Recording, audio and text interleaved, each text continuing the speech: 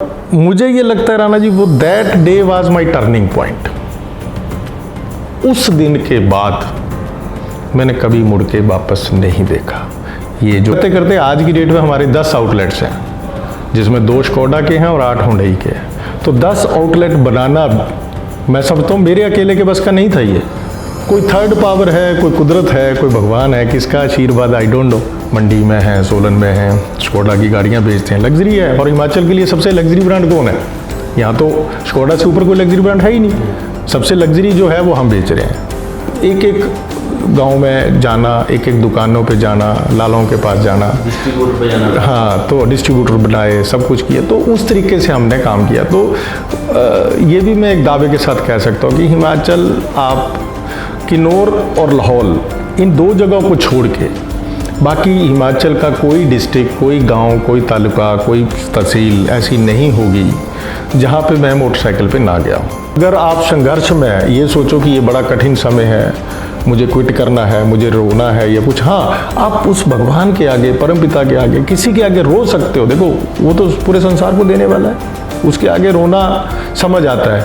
लेकिन अगर आप संघर्ष में सामने वाले के आगे रो पड़े ना, तो आप और टूट जाओ। कर चुके हैं तो, पर ये मन को फिर भी तसल्ली होती है कि चलो, जो मेरे बच्चों ने सहन किया या देखा, आगे जो और नई जनरेशन आ रही है, एटलीस्ट वो ये बात ना बोलें कि हम कहाँ रहते हैं। ऊना को, मतलब टियर 3 सिटी तो है ही है, चलो हम लोग कहते हैं कि Una is not a metro, ये उस लेवल पे तो है नहीं है, तो विलेज है, गांव है। लेकिन गांव में भी उनको वो सहूलतें आ गई हैं, फीलिंग आती है। हाँ, उनको एक फीलिंग, यस, वो फिल्म देख सकते हैं कि संघर्ष से घबराना नहीं। अगर आप संघर्ष करोगे तभी आप आगे कामयाब होगे। अदरवाइज़ आप सोचोगे कि आप आज पढ़ाई करके आए, अगले दिन आपको कुर्सी मिल जाएगी और अगले दिन आप बिजनेस में सक्सेस हो जाओगे, तो नहीं। आज मैं जहाँ हूँ, जिस लेवल पे हूँ, उसके लिए 25 से 26 साल का मेरी स्ट्रगल है।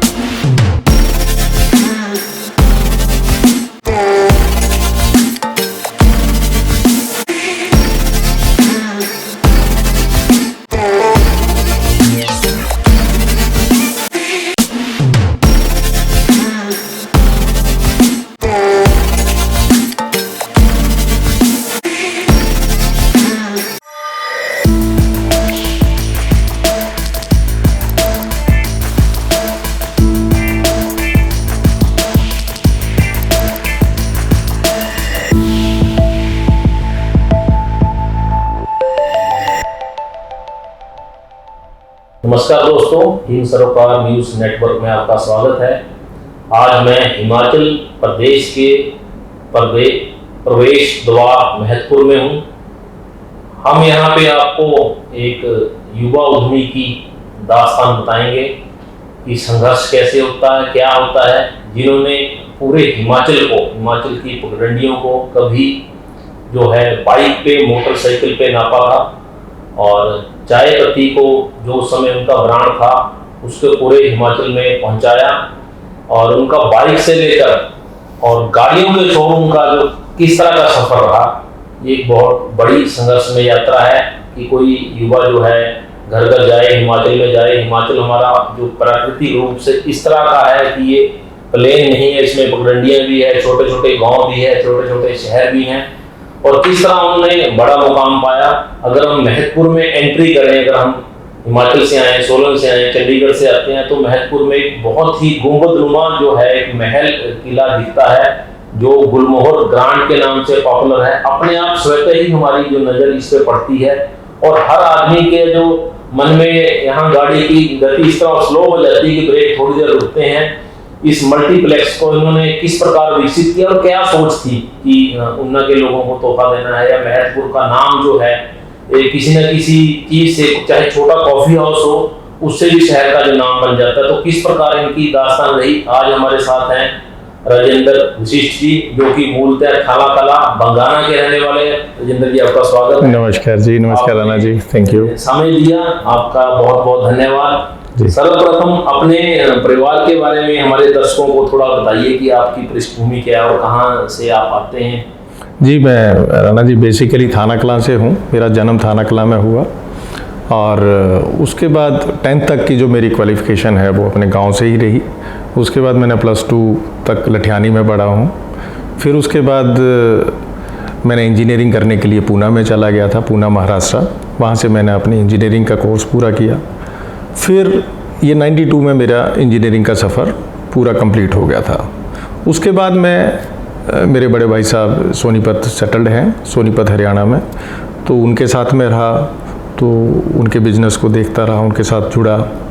फिर 2000 के आसपास मैं फिर दोबारा से घर वापसी की। मतलब बहुत लंबा सफ़र कह सकते हो आप, 88 to 2000 जो ये 12-13 साल का एक वनवास कह लो या एक्सपीरियंस कह लो, जंगलों में घूमे या हर जगह घूमे, तो वहाँ का एक्सपीरियंस लिया। तो 2000 में मैं फिर अपने वापसी ऊना में आ गया। तो एक जो युवा होता है वो इंजीनियरिंग करता है, डॉक्टरी करता है, उसका एक ही मकसद होता है कि नौकरी करना या बिजनेस करना। आपने इतनी डिग्री की, माँ बाप ने आपको बड़े जाव से भेजा, खर्चा किया कि जा बेटे वहाँ से डिग्री करके आ, तो मन में ऐसा आया नहीं कि अब नौकरी करते हैं, भाई डिग्री मिल गई है, डिग्री को देखकर उस समय जो इंजीनियरिंग का क्रेज था, हालांकि आज वो नहीं है, लेकिन जब आप वहाँ से आए तो मन में ख्याल आया कि अब नौकरी करनी है या बॉम्बे में बहुत बड़ा शहर है वहीं को सेटल होते हैं? नहीं राणा जी, ऐसा कभी नहीं आया। उसके पीछे एक रीज़न है। वैसे मेरे सरनेम से तो लगता है कि मैं वशिष्ठ हूँ, तो वशिष्ठा करके या ब्राह्मण। मैं बेसिकली खत्री हूँ, बिरादरी मेरी जो अब व्यापारी वर्ग आता है हमारा। तो बचपन से ही हमने जब भी दादाओं की या अपने पिताजी के कारोबार देखे हैं तो वो दुकानें करते थे, किराने की दुकान या कोई भी पेंट की या हार्डवेयर की, इसी टाइप के बिजनेस रहते थे हमारे। हम हाँ, तो हम जब देखते थे तो वो कभी आपने नोट किया होगा कि सैटरडे संडे को जब वो कलेक्शन के लिए बड़े बड़े सेठ आते थे तो वो थैला लेके आते थे, तो उनके थैले में नोट भरे होते थे। तो ये एक सोच थी कि यार हमारा भी थैला कब पैसों से इस टाइप से भरेगा। तो वो शुरू से ही कभी भी ऐसा ध्यान ही नहीं गया कि नौकरी की तरफ को बढ़ें या ऐसा कुछ करें। हमेशा शुरू से ही एक बचपन से ही कह लो एक ड्रीम था कि कुछ भी करेंगे बट अपना कुछ करेंगे।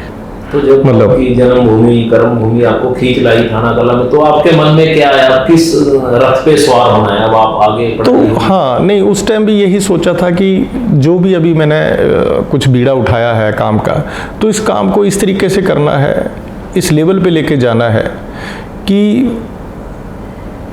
उस के टाइम पे टेलीविज़न में कोई भी मशहूरी आना एक बहुत बड़ी बात होती थी। तो हमने अपने प्रोडक्ट जो भी हमने काम किया, जैसे भी प्रोडक्टों के साथ जुड़ा, तो उनको धीरे धीरे इस लेवल पे ले गए कि टीवी में उनको दिखा दिया, टीवी में वो प्रोडक्ट दिखने लगे।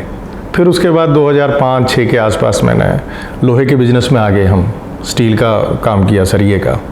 तो उसको भी बड़े मतलब शिद्दत से काम किया, भले वो मिल किसी और की थी, हमारे पास काम था, हम काम कर रहे थे। तो एज एन डिस्ट्रीब्यूटर हमने काम किया।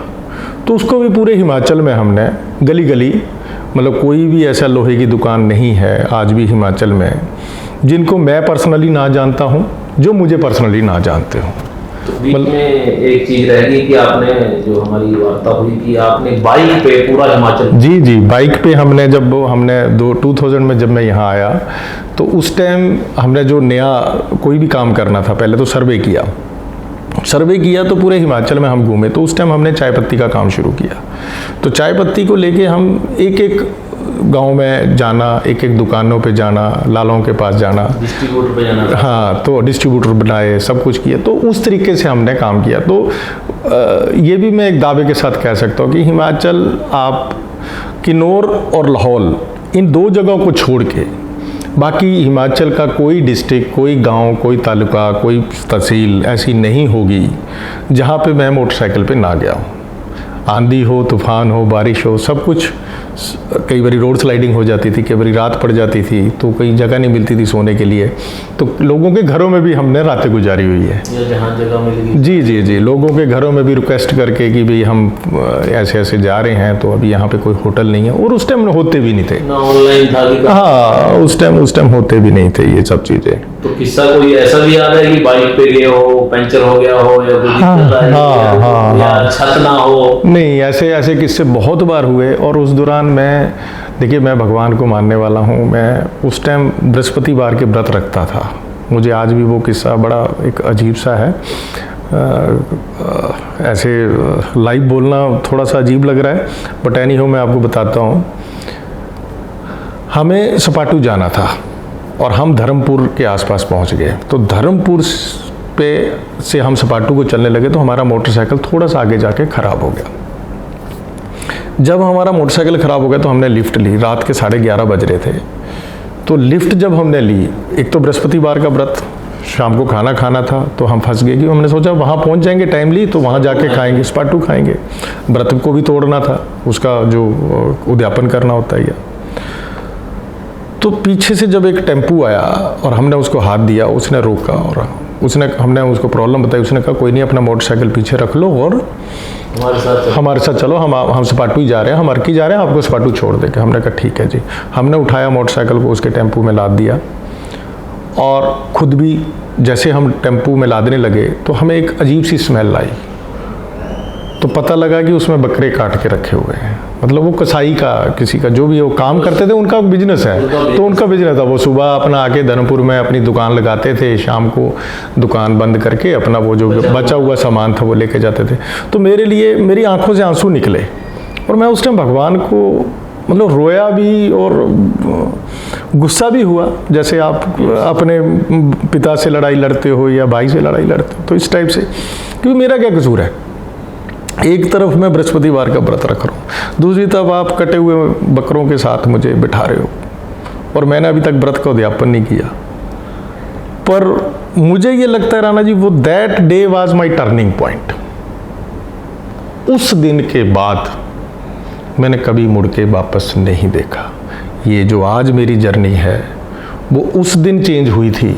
उसके बाद हम स्टील का बिजनेस, उसके बाद हम धीरे धीरे ऑटोमोबाइल के बिजनेस, उसके बाद धीरे धीरे प्रॉपर्टी के काम। आज जो आप देखते हैं हमारे स्कोडा की डीलरशिप्स हैं, मंडी में हैं, सोलन में हैं, स्कोडा की गाड़ियां बेचते हैं, लग्जरी है। और हिमाचल के लिए सबसे लग्जरी ब्रांड कौन है? यहाँ तो स्कोडा से ऊपर कोई लग्जरी ब्रांड है ही नहीं। सबसे लग्जरी जो है वो हम बेच रहे हैं। उसके बाद फिर हमने हुंडई का शोरूम्स खोले, डीलरशिप्स ली मंडी में, मंडी, बिलासपुर, जोगिंद्रनगर, करसोग, घुमारमी। ऐसे करते करते हम शिमला की तरफ बढ़े, तो शिमला में खोला, रामपुर, रोडू। ऐसे करते करते आज की डेट में हमारे 10 आउटलेट्स हैं, जिसमें 2 स्कोडा के हैं और 8 हुंडई के हैं। तो 10 आउटलेट बनाना मैं समझता हूँ मेरे अकेले के बस का नहीं था। ये कोई थर्ड पावर है, कोई कुदरत है, कोई भगवान है, किसका आशीर्वाद, आई डोंट नो। सफर किया उस टेम्पू में? हाँ, मैंने पूरा सफर किया और मैं सपाटू तक गया और रोता हुआ गया। तो मन में क्या भाव आया कि मन यही भाव आते रहे कि जबकि आपको भी पता ही है, आप भी ज्ञानी हैं, कि बृहस्पतिवार के दिन बकरा तो बड़ी दूर की बात है, आप खून को भी नहीं देख सकते। और मैं वहाँ पे टपटपाता हुआ खून देख रहा हूँ। क्या वो कुछ करना और मेरे शूज़ के पैरों में भी वो, क्योंकि नेचुरली वो तो अब जो उनका बिजनेस है तो उनका कटा हुआ माल पड़ा हुआ है तो वो लगेगा ही, खून भी लगेगा। तो मेरे पैरों में भी लग रहा है और बदबू भी आ रही है, मुझे स्मेल भी आ रही है वहाँ पे अजीब सी। पर आगे बढ़ना है ये सोच कर? नहीं, मुझे तो सपाटू पहुँच नहीं था। कैसे भी अब मैं जंगल में फंस चुका हूँ। मैं जंगल में, अंधेरे जंगल में, वहाँ पे जहाँ पे कोई ना पानी का सोर्स है, ना रहने का है, ना बिजली है, ना कुछ है। मेरा रास्ते में पंचर हो गया तो मुझे तो हर हाल में सपाटू पहुँचना है। बट मैं जैसे तैसे पहुँचा, उन्होंने मुझे बड़ा सेफली पहुँचाया। थैंक्स, मैं आज भी उनका बड़ा धन्यवाद करता हूँ। कई बार उनके चेहरे याद आते हैं। मैं 2-3 बार उनको बाद में, जब मैं थोड़ा सा फाइनेंशियली अच्छे साउंड हो गए, तो मैंने कोशिश भी की कि उनको ढूंढूं, उनको मिलूं। पर वो अलग बात है कि मैं आज तक उनको मिल नहीं पाया। बट एक हाँ, जो भी था, मतलब मैं आज भी, मेरी एक तमन्ना रहती है कि मैं उनको कभी मिलूं। फिर उसके बाद धीरे धीरे ये सफ़र चलता रहा जी।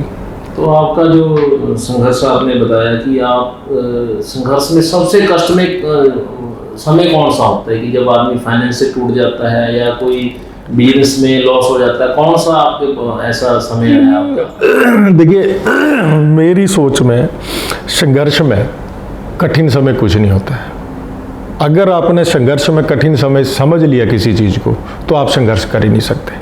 आप सुसाइड की तरफ जाओगे, या तो आप सुसाइड करोगे, या आप दुनिया को छोड़ दोगे, या आप कहीं ना कहीं साधु बन जाओगे। मतलब संघर्ष में कोई भी कठिन समय नहीं होता। यस, अगर आप संघर्ष में ये सोचो कि ये बड़ा कठिन समय है, मुझे क्विट करना है, मुझे रोना है या कुछ, हाँ, आप उस भगवान के आगे, परमपिता के आगे, किसी के आगे रो सकते हो। देखो, वो तो पूरे संसार को देने वाला है। उसके आगे रोना समझ आता है, लेकिन अगर आप संघर्ष में सामने वाले के आगे रो पड़े ना तो आप और टूट जाओगे। ये मैंने सीखा है। तो आपने गाड़ियों का व्यवसाय किया और ये सरिये का, लोहे का किया, तो होटल लाइन में आने से पहले क्या मन में आया कि महतपुर में ये जो आपने इतना सुंदर बनाया है ग्लोबल ग्रांड, ये मन में विचार कैसे आया? ये बहुत बढ़िया सवाल किया आपने। कि जब सब ठीक चल रहा है, जी, बहुत आ जाता है टेंशन वाला भी। नहीं, ये बहुत बढ़िया सवाल किया आपने। तो आपके पास जब सब कुछ हो जाता है, दौलत, शोहरत, नाम, पैसा, हर चीज़ आ जाती है, तो आपने देखा होगा कि बच्चे भी वैसे ही हो जाते हैं। हमारे भी बच्चे हुए, 2 बच्चे हुए। तो बच्चों ने हमें, जब वो 5th में पढ़ते थे या 6th में पढ़ते थे या थोड़े से बड़े हो रहे थे, तो वो बोलते थे कि पापा हम कहाँ रहते हैं? ऊना में ना तो कोई ढंग का कॉफ़ी है, ना कोई ढंग का रेस्टोरेंट है, ना कोई थिएटर है, ना कोई खाने का पॉइंट है, ना कोई अच्छा सा रेस्टोरेंट है। हम कहाँ रहते हैं? हमें चंडीगढ़ सेटल होना चाहिए, हमें चंडीगढ़ में मकान बनाना चाहिए, हम वहाँ पे रहना चाहेंगे। तो मैंने कहा बेटा ऐसा नहीं है, बट रुको, कोई बात नहीं, तुम्हें फ़िल्म देखने चलो। तो हम मतलब मान के चलो 15 दिन में एक बार उनको घुमाने के लिए, उनको आउटिंग के लिए चंडीगढ़ ले जाते थे, घुमाते थे, फिल्म दिखाते थे। और इस तरीके से, बट वो अंदर ही अंदर ना ये चीज़ पेच कर लिया वो कि नहीं, हाँ, गाँव शहर, हाँ, तो ये खाती थी। तो फिर मैंने एक अपना विज़न लिया कि सोचा कि हमारे पास चलो जो कम है या ज़्यादा है, जैसे भी है, कुछ भी करके इसको विज़न लेते हैं। और फिर हमने उसको पेन डाउन किया कि हमारे इलाके में क्या क्या चीज़ें हैं जो ठीक है, जो नहीं है वो क्या क्या होनी चाहिए। तो जो नहीं थी वही चीज़ें लेके हम इस पॉइंट पे आके खोल दी। तो उसके बाद यार आज तो बच्चे बड़े हो गए हैं, बिटिया ने अभी यूके से मास्टर करके आई है, तो उन्होंने तो दुनिया और भी बड़ी दुनिया देख ली है ना। तो बट आज हम ये काम कर चुके हैं, तो पर ये मन को फिर भी तसल्ली होती है कि चलो जो मेरे बच्चों ने सहन किया या देखा, आगे जो और नई जनरेशन आ रही है, एटलीस्ट वो ये बात ना बोलें कि हम कहाँ रहते हैं। ऊना को मतलब Tier 3 सिटी तो है ही है, चलो हम लोग कहते हैं कि Una is not a metro, ये उस लेवल पे तो है नहीं है, तो विलेज है, गांव है, लेकिन गांव में भी उनको वो सहूलतें आ गई हैं, फीलिंग आती है। हाँ, उनको एक फीलिंग, यस, वो फिल्म देख सकते हैं। फिर दूसरा, हमने जब इसको कंसेप्ट को लिया तो एक और भी दिमाग में रखा था कि ऐसा ना हो कि ये अमीरों का ही पॉइंट बन के रह जाए। भले हमने इसमें ब्रांड खोले, KFC है, पिज़्ज़ा हट है, बरिस्ता है, सब कुछ है, लेकिन उसके अंदर हमने कुछ छोटे छोटे सेटअप और बनाए हैं। बैंगो है, मसाला टोंक्स है, वो इस हिसाब से बनाया है कि आप 60-70 रुपये में समोसे छोले भी खा सकते हो। आप मतलब कोई आदमी ये नहीं सोच सकता कि मैं यहाँ जाऊँगा तो मुझे 500 रुपये ही खर्च के यहाँ पे करना है एंजॉय। बच्चा आ सकता है, छोटा जी, कोई भी आप डोसा खा सकते हो, आप छोले समोसे खा सकते हो, है ना। तो वो सारी चीज़ों को हमने इसी तरीके से बैलेंस किया कि उसको ये ना लगे कि भी मैं बड़े महंगे होटल में जा रहा हूँ। जैसे फिल्म के रेट, फिल्म अगर आप चंडीगढ़ में देखते हो तो 300-350 रुपये से कम कहाँ टिकट है। हमने उसको भी मैनेज किया कि यहाँ पे 100-150 रुपये में हम लोगों को फिल्म दिखाएंगे। हम 100-150 रुपये से ज़्यादा की टिकट नहीं रखते, ताकि हर कोई, जो मेरा इलाके का, जो मेरे गांव का, जो मेरे साथी हैं, कई लोग बेचारे नहीं जा सकते। अगर आपने देखा होगा तो मोस्टली अगर हम ऊना की इकोनॉमी देखें तो सारी खेती बाड़ी वाले हैं मैक्सिमम। आज भी 90% लोग हमारे खेती बाड़ी वाले हैं, जो चंडीगढ़ या होशियारपुर नहीं जा सकते। तो हमने इस हिसाब से रेट्स को भी रखा कि ये ना हो कि उनको लगे कि जी जो चीज़ें यहाँ पे आई हैं वो बाहर है नहीं है तो ये ब्लैकमेल करेंगे। मतलब उल्टा हमने बाहर से भी कम रेटों को रखा ताकि हर कोई उसका एंजॉय करे। तो ये था। बट बहुत अच्छा सवाल किया आपने। मेरे बच्चों की मुझे सुनने को मिलते थे ये ताने, तो मैं खुशनसीब हूँ कि हमने, हाँ, ये कह सकते हैं आप कि आने वाले जो बाकी की अभी नई जनरेशन है वो एटलीस्ट अपने माँ बाप को या पेरेंट्स को ये नहीं बोलेंगे कि ऊना छोड़ के कहीं चंडीगढ़ बसते हैं या कहीं और जाते हैं। तो अब उनका ऊना के प्रति एक लगाव बन रहा है। जो हमारे आजकल के युवा हैं जी, उनको लेकर क्या संदेश है आपका?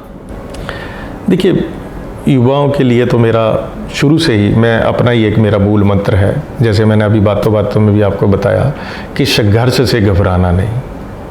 अगर आप संघर्ष करोगे तभी आप आगे कामयाब होगे। अदरवाइज़ आप सोचोगे कि आप आज पढ़ाई करके आए, अगले दिन आपको कुर्सी मिल जाएगी और अगले दिन आप बिजनेस में सक्सेस हो जाओगे, तो नहीं। आज मैं जहाँ हूँ, जिस लेवल पे हूँ, उसके लिए 25 साल 25 से 26 साल का मेरी स्ट्रगल है, तब जाके मैं इस लेवल पे पहुँचा हूँ। मैंने जैसे आपको ब्रीफ किया कि 92 में इंजीनियरिंग करके एकदम से मैं अपने फैमिली बिजनेस में आ गया। तो 93 टू 23, अब 30 साल का ये जो स्पैन है, 30-32 साल का, तो तब जाके हम उस लेवल पे पहुँचे कि हाँ कुछ हमने किया, कुछ एक फील अभी भी आने लगी है। ऐसा देखो, आदमी का मन तो कभी नहीं भरता, हमेशा कुछ ना कुछ अधूरा रहता ही है, कुछ ना कुछ कमी रह ही जाती है। बट एनी हो, फिर भी हम ये कह सकते हैं, तो मेरा तो एक ही संदेश रहता है कि संघर्ष से घबराना नहीं और संघर्ष से डरना नहीं। और जब आप पीड़ा में होते हो, स्ट्रगल में होते हो, उस टाइम अपने चेहरे में वो हंसी और वो बनावट, चाहे वो नकली हो, वो इस तरीके से बना के रखनी है कि सामने वाले को लगे नहीं ये बंदा प्रॉब्लम है, नहीं है ये बंदा बहुत तेज है। अगर आप उसके सामने रो पड़े सामने वाले के, तो वो आपको और दबा देगा, क्योंकि ये बड़ी चींटी जैसे चींटी किसी को खाती है, ये एक साइकिल है, एक साइकिल, हाँ ये साइकिल है। तो आप जितना अपने आप को बाहर से, भले अंदर से आप टूटे हुए हो, लेकिन बाहर से आपको स्ट्रॉन्ग दिख रहा है, क्योंकि पुराने मकान में लोग ईंटें रख ले जाते हैं। जी जी बिल्कुल बिल्कुल। आपको बाहर से, भले अंदर से आप टूटे हो, देखो मैं ये नहीं कहता कि कोई भी पत्थर दिल होता है, अंदर से तो टूटे हैं, लेकिन बाहर से आप दिखने ये चाहिए कि नहीं आप स्ट्रॉन्ग हो। तो ये थे हमारे साथ जो ये गुलमोहर ग्रांड के मालिक राजेंद्र वशिष्ठ जी, जिन्होंने अपने जीवन की दास्तान हमारे साथ साझा की। एक कहावत वैसे वो पुरानी है, सब जानते हैं, मैं अकेले ही निकला था जानी में मंजिल, मगर लोग जुड़ते गए कारवा बनता गया। ये अकेले ही पुणे से इंजीनियरिंग करके निकले, आए, नौकरी करने का मन में कोई मोह नहीं रहा, या डिग्री को आधार नहीं बनाया कि मुझे सरकारी नौकरी मिले या और कुछ मेरा काम हो। अकेले ही अपना एम्पायर बनाते रहे। और जब ये इस दास्तान में निकले थे, तो इन्होंने वो भी बताया कि हिमाचल का चप्पा चप्पा है जो बाइक पे घूमा, किस तरह रातों को संघर्ष किया, रुकने की जगह नहीं होती थी, बहुत सारा एक लंबा जो है कैरियर रहा। आज ये 600 से ज़्यादा लोगों को जो है रोजगार दे रहे हैं। उद्यमी इसलिए जाना जाता है, उद्यमी की पूजा इसलिए की जाती है कि कोई ऑफिसर है, चाहे बहुत से बड़ा ऑफिसर हो जाए, वो किसी को रोजगार नहीं दे सकता। वो खुद पढ़ाई करके, डिग्री करके, टेस्ट लिए अपनी नौकरी तो सुरक्षित कर सकता, लेकिन वो अपने जीवन में 1 या 2 व्यक्ति को भी नौकरी नहीं दे सकती। ये सर्वविदित और सत्य है। जबकि एक उद्यमी, चाहे उसकी क्वालिफिकेशन कुछ हो ना हो, जो उसका माइंड सेट होता है, सोचने का नजरिया होता है, और व्यापार से वो उस मुकाम पे पहुंच जाता है, जब एक उसका एम्पायर बनता है, वो अकेला उसी का एम्पायर नहीं होता, उसमें बहुत सारे लोगों का हिस्सा होता है, कर्मचारियों का हिस्सा होता है। और आज ये जिस प्रकार का इन्होंने हिमाचल में व्यापारिक प्रतिष्ठान स्थापित किए हैं, वो इनके मुकाम और संघर्ष को दर्शाता है। जय हिंद, जय भारत। मैं रणेश राणा, महतपुर से।